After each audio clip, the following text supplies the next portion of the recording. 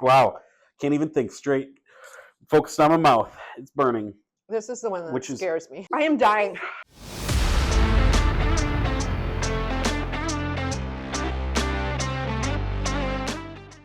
Welcome back to Hot AF. I'm your host, Scott Ferris. Today, coming in hot with a bundle of energy like an EF5 tornado is Katie Storms. And Katie's super excited to eat some hot wings and talk about some Medicare issues and work comp. So, Katie, first off, we have, obviously we're going to talk about some Medicare stuff. We've got our first hot sauce is a, I don't know exactly what it is because it's all in Spanish because I got it in Mexico, but it's an aderezo, and it's kind of a creamy hot sauce. And I'll give you the first question. You can think about that. No, you just got to just dive in there. Okay. All right. Can you just briefly describe what an MSA is?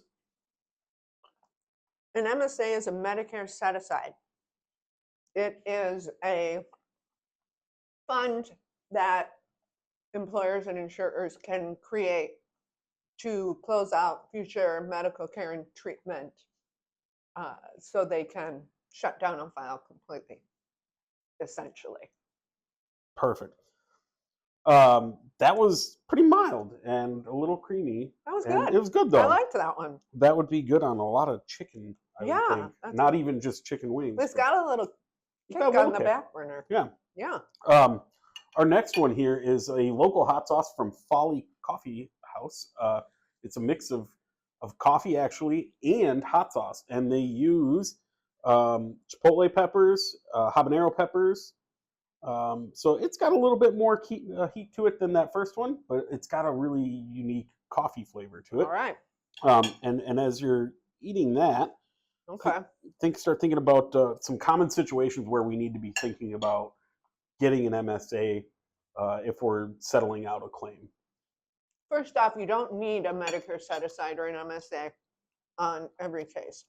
Medicare set-asides are used typically when you have an injured worker who is on Medicare, Medicare eligible, receiving Social Security disability benefits for more than 2 years, or when there is a catastrophic injury and you want to close future medical care and treatment in any of those above scenarios. It's something you use where you have an admitted injury, an employee who is Medicare eligible or receiving medical or Medicare, and you want to close out medical care and close out your file.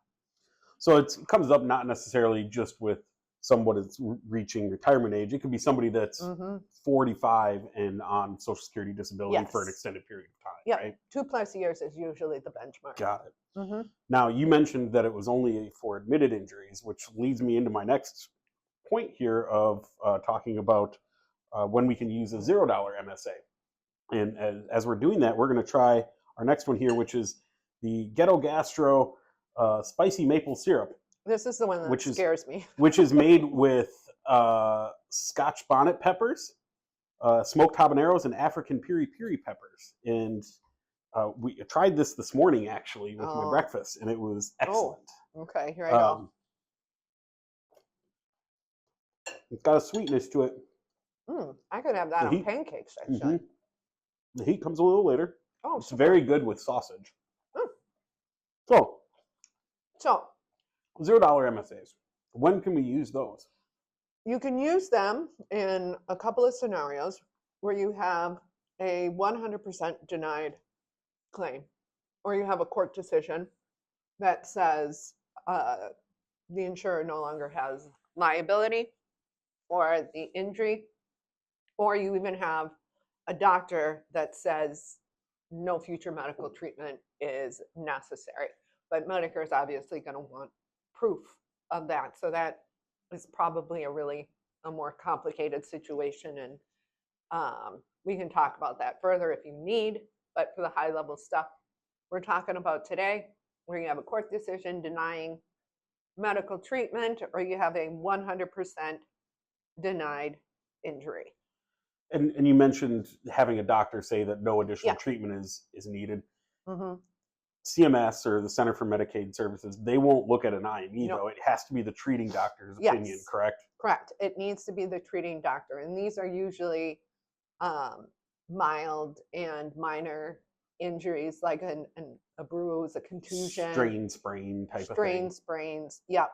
Got it. Where there's just a couple visits and doctor says you're fine, you're healed, go Makes back to work. sense. Yep.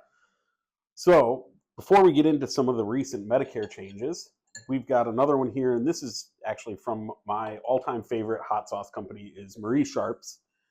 It's from Belize, and this is just their kind of regular habanero hot. But it is fantastic, and I like to share this one with people. It's got some tropical fruit flavors to it. Mm-hmm. It's got some heat, though, that comes on. Super. So the recent Medicare changes, one of the things that we need to make sure that everyone is aware of is the changes to the $0 MSA reporting or submissions to CMS. What do we need to know about that? So first up, Medicare isn't going to renew or review $0 MSAs. Not that they really did much before, Right.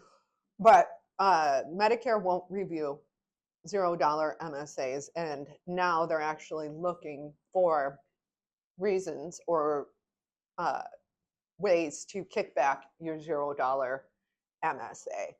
And $0 MSAs are only appropriate if you fall into one of the categories listed above, where you have a 100% denied condition, you have not even accidentally paid a medical bill for the injury being resolved and things like that.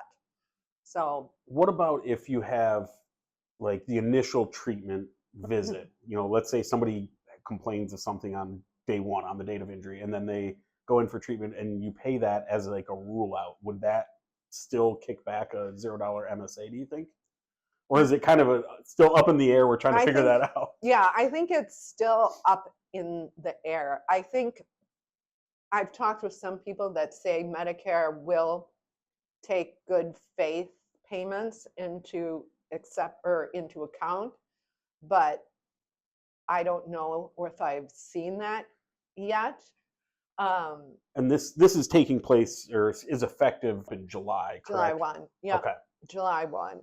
So I think that insurers need to be really careful about the bills that they are paying and not paying, making sure that when employers are submitting injuries, that they really are work-related injuries, that they're doing diligent investigation. Because if you are going to get those $0 MSAs, it needs to be for a denied work injury. Okay. Yep. Got it. And it's not that we can't do $0 MSAs anymore. It's just Medicare's not going to review them, correct? Yep. Got it. Yep. And they actively look for ways to not. Yep. They don't want to do the work. They don't like $0 MSAs. That is correct.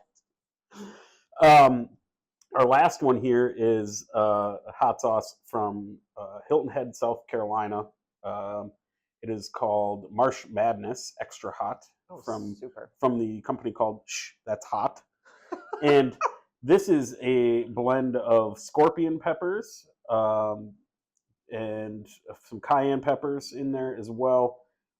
It's not the hottest hot sauce I've ever had, but it's got some heat to it, and the scorpion is really nice. But as we're talking about that, start thinking about so Section 111 reporting requirements was another change that recently just went into effect from CMS back in April. And what do we need to know about that?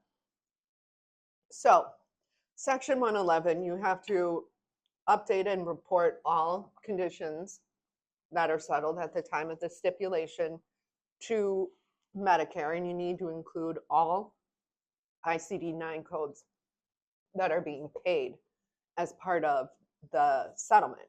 So when you're reviewing intervention claims, you need to make sure you're only paying medical bills related to the work injury.